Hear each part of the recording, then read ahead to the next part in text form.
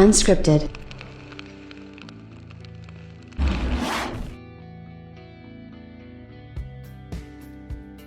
So, what's the best thing about new console generation? Well, obviously the games, right? Yeah, of course. The games are the things that matter the absolute most.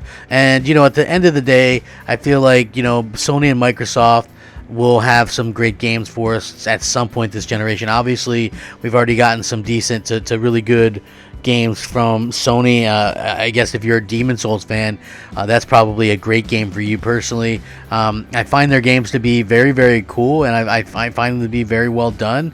And I really appreciate the fact that Sony kind of goes all out for their fans with their video games and stuff like that. And obviously, going forward into the future, we're going to be seeing even more of those big AAA type experiences and exclusives from both platforms. Listen, I think Xbox will be absolutely fine come 2023, 2024, 2025, sometime around there. Could be just in time for them to launch yet another upgraded console, the XXXS or something.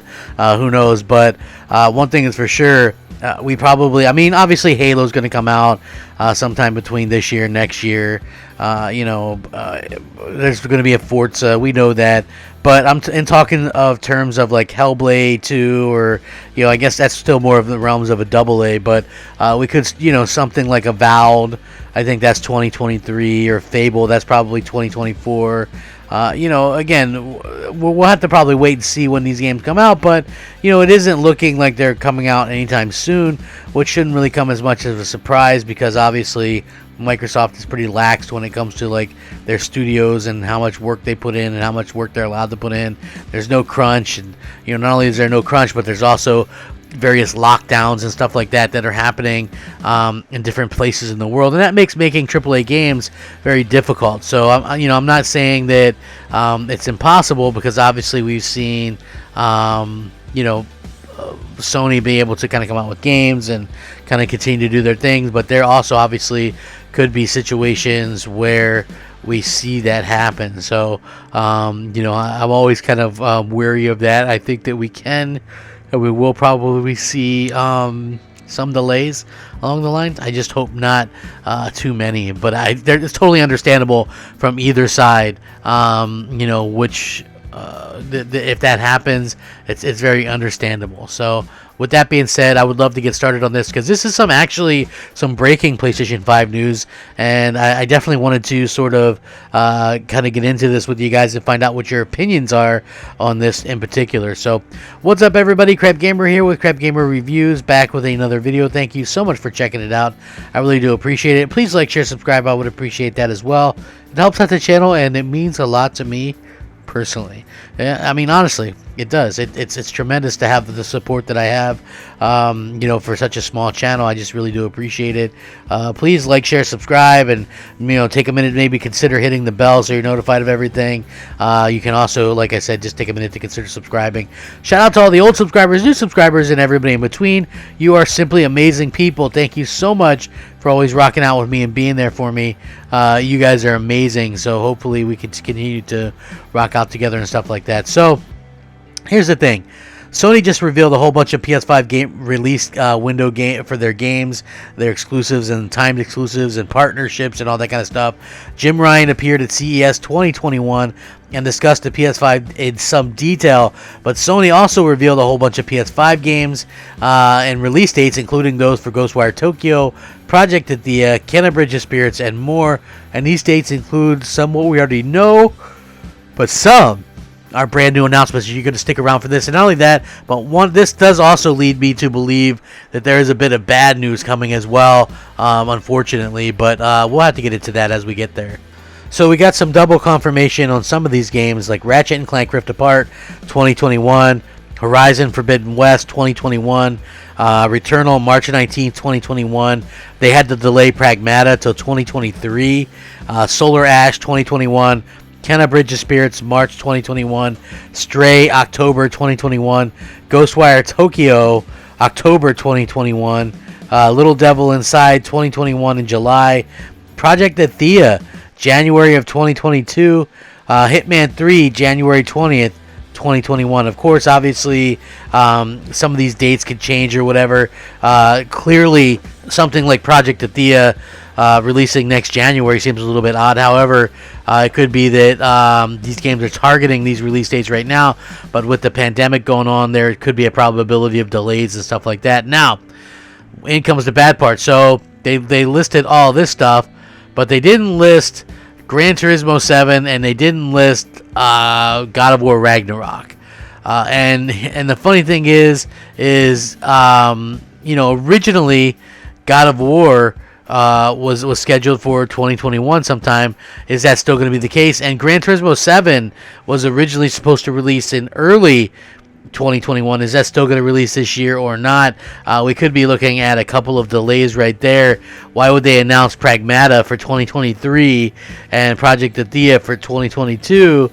And then not have any kind of announcements regarding Gran Turismo 7 or the aforementioned, obviously, God of War Ragnarok, which is the game that I've been most kind of looking forward to.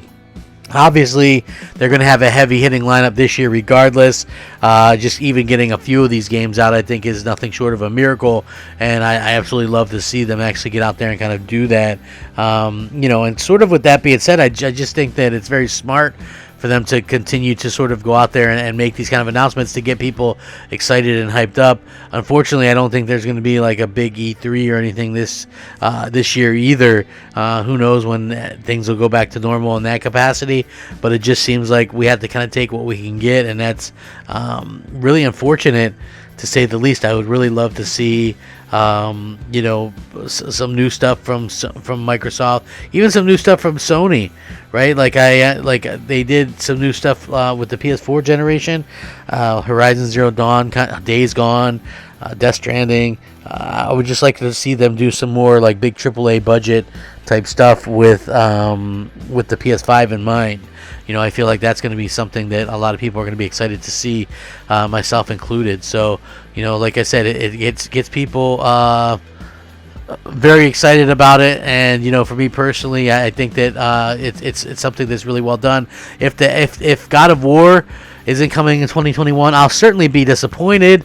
I think it is maybe a minor problem, but I only think it's a minor problem if Halo Infinite comes out this at the end of the year. I felt like God of War Ragnarok really could kind of face off against that game and actually not only beat it in terms of scores, but beat it in the amount of people that actually want to go out there and play it, sales, all that kind of good stuff. Will that actually happen? I don't really know. We'll have to wait and see. Is it going to be a multi-plat game? Is it going to be on the PS4 as well? Is it going to be a PS5? Is it delayed? Is Gran Turismo 7 delayed? Again, these could be minor problems, but I think that, and I've always stated this, at least they have these games that are out there getting people excited. You can delay a game, and a game can come out, and it can still be great.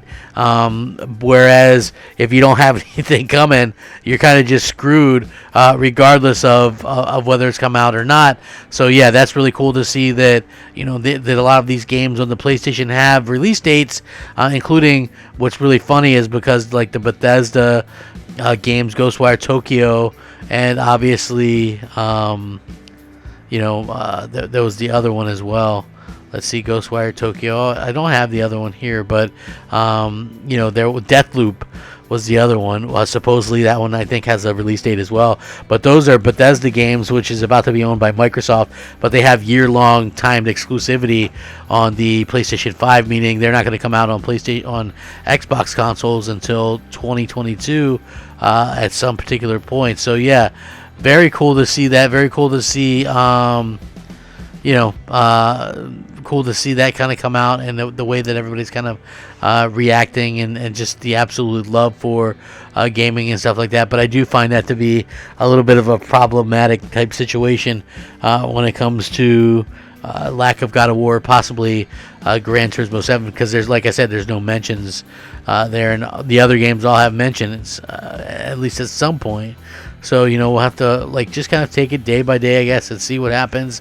Of course, I'm going to link this article in the description below. You guys can check it out. Do you feel like God of War is getting delayed? Do you feel like Gran Turismo 7 is getting delayed? Are you okay with that?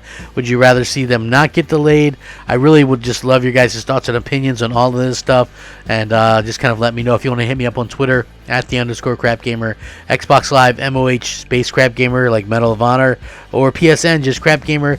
I try to respond to everybody as soon as possible. I'm starting to get better now, so hopefully things will get back to normal for me in terms of like doing the podcast and stuff like that, and kind of helping to rebuild the channel and things like that. So with that being said, please stay safe, happy, and healthy. Have a fantastic night. Game on, my friends. Game on. Rack 'em up. Crapgamer out. Unscripted.